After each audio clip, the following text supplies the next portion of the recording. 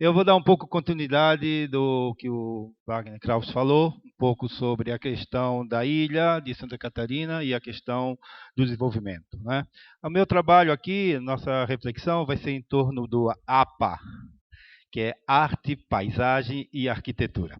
Muito bem, esse tema é um tema particularmente muito sensível, né? Porque coloca em discussão o próprio desenvolvimento, a ideia de desenvolvimento da ilha, né? Se o que o Rui coloca, toda uma perspectiva de futuro centrada na tecnologia, centrada no desenvolvimento, né, que isso tudo é muito importante, mas nós temos que pensar um pouco qual é a perspectiva desse desenvolvimento, qual é a perspectiva dessa, vamos dizer assim, dinâmica urbana dentro da condição de ilha, da condição de insularidade. Eu gostaria que passasse, então, a primeira imagem. Né? Opa, aqui sou eu. Quando nós começamos a pensar na ilha de Santa Catarina, e particularmente a cidade de Florianópolis como capital, e toda a questão do que entendemos por cidade, por desenvolvimento urbano, nós temos que colocar como primeiro ponto aí um diferencial. Se nós pensamos numa cidade como cidade na área continental, onde que o crescimento dela, vamos dizer assim, é um crescimento pode ser linear ou pode ser radial, infinito, dentro da condição de ilha, isso é impossível. Quer dizer, nós estamos trabalhando com uma perspectiva de desenvolvimento urbano de uma cidade com um território finito. Quer dizer, a partir daí já coloca como perspectiva uma condição completamente diferente de pensar um modelo de cidade. Então, esse é o primeiro ponto. Quer dizer, nós temos um território que é um território finito, que nós não podemos ficar ampliando esse território com aterros sucessivos, quer dizer, ampliar o território da ilha, não é? E a única alternativa que nós temos, de fato, para um crescimento da capital dentro de uma estrutura de metrópole é o desenvolvimento do continente. Essa é a primeira questão. Parar de investir sobre o ponto de vista de grandes estruturas dentro da ilha. E por que eu coloco isso como planejador urbano, como arquiteto e paisagista?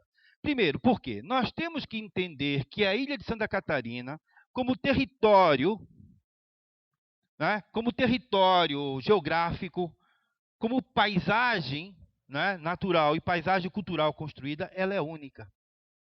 Ela tem uma peculiaridade, ela tem uma característica, ela tem um caráter que a define dentro do sul do Brasil e da América Latina como única. Então nós temos que entender que toda essa sua borda, tanto a borda oceânica quanto a borda que faz divisa com a Bahia, cada detalhe dessa borda,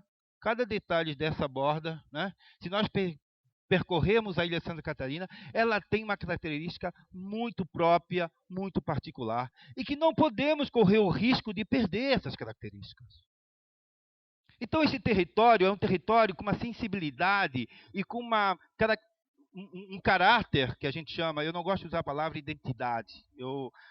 Essa palavra identidade é uma palavra que, ao meu entender, equivocada, porque significa homogeneidade, significa exclusão.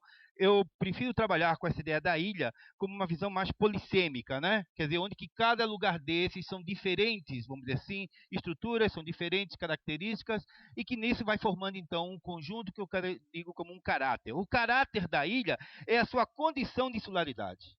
Não é? Então, nós temos aqui todo um eixo visual, que é o eixo ligado para a parte oceânica, onde que nós temos, então, uma paisagem cultural marcado, não é, pelo sul da ilha, com toda a parte da Armação, Pântano do Sul, com uma paisagem muito característica, naufragados. Isso é uma zona super sensível que não comporta, em absoluto, nenhum grande desenvolvimento, nenhum grande impacto. Nós temos aqui a Praia da Armação, com todas as características de colônia de pescador, não é? Com uma paisagem cultural muito específica ligada à colônia de pesca, uma tradição de pesca, com uma paisagem belíssima, não é? Que também não permite nenhum grande desenvolvimento. Toda a parte do Campeche, planície do Campeche, que tem um aquífero, e tem as dunas, é onde poderia permitir um desenvolvimento. Mas nós temos aqui uma condição muito particular, não é? Que é a condição desse lençol freático e toda essa condição do impacto que um grande desenvolvimento, como o professor Gamadessa queria nos anos 70, construir uma cidade de, sei lá, 300 mil habitantes com torres de 30 andares. Né? Quer dizer, conseguimos desmontar esse planejamento e hoje nós estamos discutindo qual é o melhor desenvolvimento para o Campeche. Não há dúvida que o Campeche é uma zona de expansão, mas não uma grande concentração urbana. Existe aí uma paisagem natural, existe uma paisagem cultural que tem que ser preservada.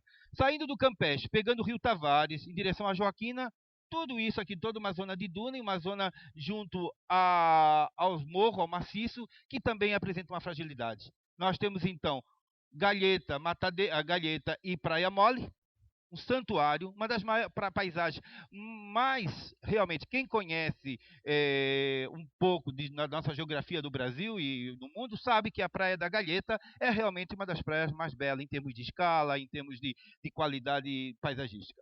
Depois vem a Barra, vem o Rio Tavares, vem tudo isso, quer dizer, uma sequência. Não é possível, não podemos permitir de modo nenhum um modelo urbanístico como Camboriú, como Itapema, como Porto Belo e assim por diante. Claro que já está de cara marcado que aqui nós temos dentro desse eixo aqui, não só quem vê do mar, mas quem vê do maciço, uma sequência de paisagens, uma sequência paisagística que deve ser preservada. E o modelo tampouco pode ser um modelo de casas residenciais, fragmentando esses lotes, como está acontecendo no Rio Vermelho, através de servidões com uma sequência de casas. Então nós temos que encontrar aí, e esse é o grande desafio urbanístico, encontrar qual é o modelo para preservar toda esta borda. Né? Quer dizer, aqui nós temos vários núcleos de pescadores, como Panta do Sul, Armação e Barra da Lagoa, né, como centro, lugares do que nós chamamos então de paisagem cultural. O que é paisagem cultural? É o lugar onde que a atividade econômica, toda atividade econômica, dentro de uma tradição, ainda se mantém, não é, viva. E essa tradição não está só na atividade econômica, mas está na cultura como um todo, na culinária, no hábitos, como diria Bourdieu, não é? Quer dizer, dentro do todo o procedimento do cotidiano dessa comunidade. Isso é a paisagem cultural. Muito bem. Nós temos depois o outro eixo, que é o eixo da Bahia. Aqui é onde que nós vamos ter, então, Tapera, Ribeirão da Ilha, com o nosso núcleo colonial. Né? Nós temos toda essa zona aqui ligado a uma costa totalmente recortada, belíssima. Depois nós temos o centro da cidade, que foi totalmente desfigurado. O nosso núcleo histórico, o nosso porto, com um aterro absurdo para colocar uma ponte aqui, quando essa ponte podia ter sido colocada num outro lugar que criasse realmente um dano, vamos dizer assim, muito menor à nossa paisagem, à nossa paisagem cultural, que era o centro de Florianópolis como um porto colonial. Perdemos a oportunidade de preservar, né, toda a característica de Florianópolis por causa de um aterro que muito pouco acrescentou para a paisagem urbana de Florianópolis. Um aterro imenso que se tornou aí um lugar de terra, um estoque de terra, esperando, né, algum acontecimento. Claro que os urbanistas da época pensavam que esse aterro seria um lugar para construir, no total de 8 torres de 20 andares, que seriam torres de escritórios. Não aconteceu isso, se colocou um projeto, então, do Burle Marx aí nesse aterro, mas esse projeto do Burle Marx, que foi terminado em 78, foi totalmente desfigurado, porque a elite, vamos dizer assim, do planejamento local, nunca aceitou isso de fato. Então está aí o aterro, o grande projeto do paisagista Roberto Burle Marx, totalmente danificado. Uma arqueologia que vocês podem encontrar ali no aterro, em cima do terminal urbano, do camelódromo, e tudo. Quer dizer, uma área esperando realmente um desenho. Depois nós temos toda aqui a borda, a Ponta do Coral, o Beira-Mar, a Ponta do Coral, e toda essa região aqui, uma sequência de enseadas, né, com uma qualidade ambiental que também não pode ser danificada. Fora isso, nós temos um maciço montanhoso, numa escala, que é uma escala muito delicada. Nós não temos, então, uma condição, que é uma condição de paisagem, como o Rio de Janeiro, por exemplo. Que coloca um edifício de 20 andares, ou um edifício de 40 andares, faz cosquinha, vamos dizer assim, no pé do Pão de Açúcar. Aqui não, qualquer edifício, numa escala um pouco maior, bloqueia todas as visuais. As visuais que eu posso ter tanto de cima do morro quanto de baixo para cima através desses maciços montanhosos. Então nós temos uma situação aqui bastante delicada sobre o ponto de vista de paisagem. Fora isso, nós temos uma sequência de elementos que compõem a paisagem cultural, são as trilhas. Uma sequência de trilhas, para vocês terem ideia, todo o período colonial, nós tínhamos, por exemplo, aqui, o sujeito subia o morro, vinha até aqui no Morro Lampião, e aquele seguia até Ratones, por cima da cumiada. Então, a grande via eram acumiadas. Né? E aqui então há uma sequência de trilhas, juntando Córrego Grande com a costa, Ratones com o Canto da Lagoa. Isso tudo formava caminhos, são trilhas coloniais. Essas trilhas estão totalmente bloqueadas. Isso são, vamos dizer assim, dentro da paisagem cultural, isso é uma estrutura fundamental que a gente tem que resgatar dentro da ilha.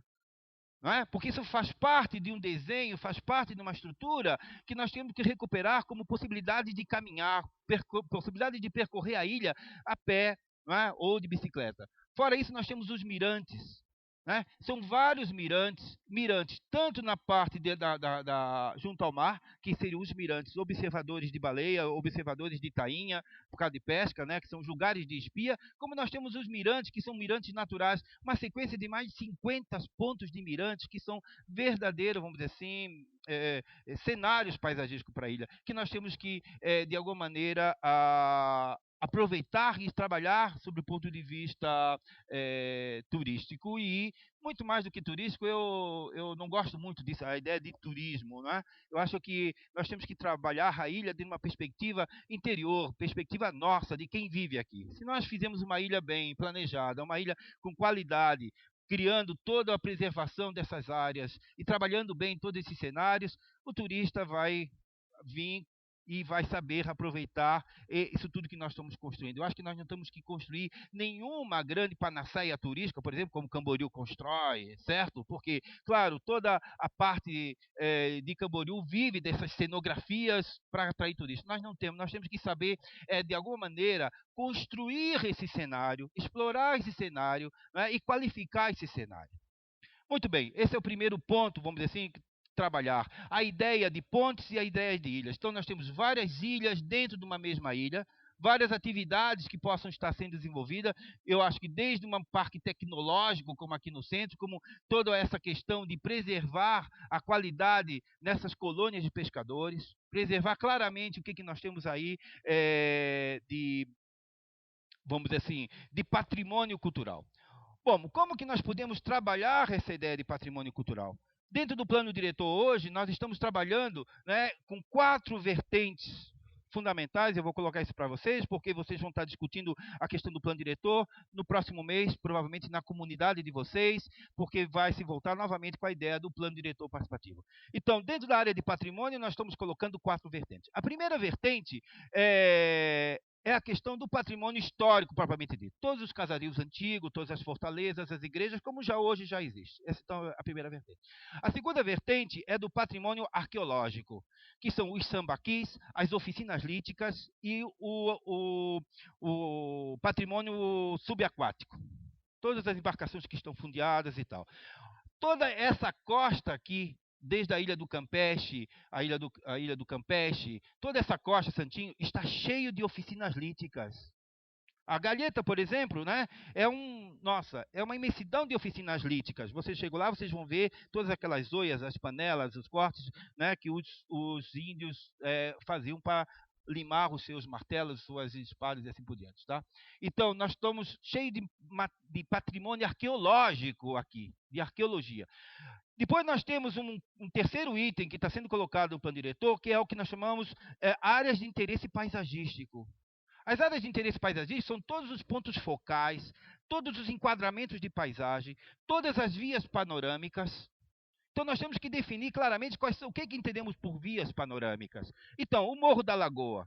Não podemos permitir em absoluto que uma pessoa possa chegar e colocar um outdoor ou colocar um muro impedindo essa visão. Isso é um patrimônio público. Então, primeira coisa, nós temos que entender que vias panorâmicas, né, é um conceito de direito de paisagem. Essa ideia do direito à paisagem é um direito público. Não interessa se o sujeito tem ali o terreno que é privado, mas não, ele está bloqueando o meu direito de ver a paisagem.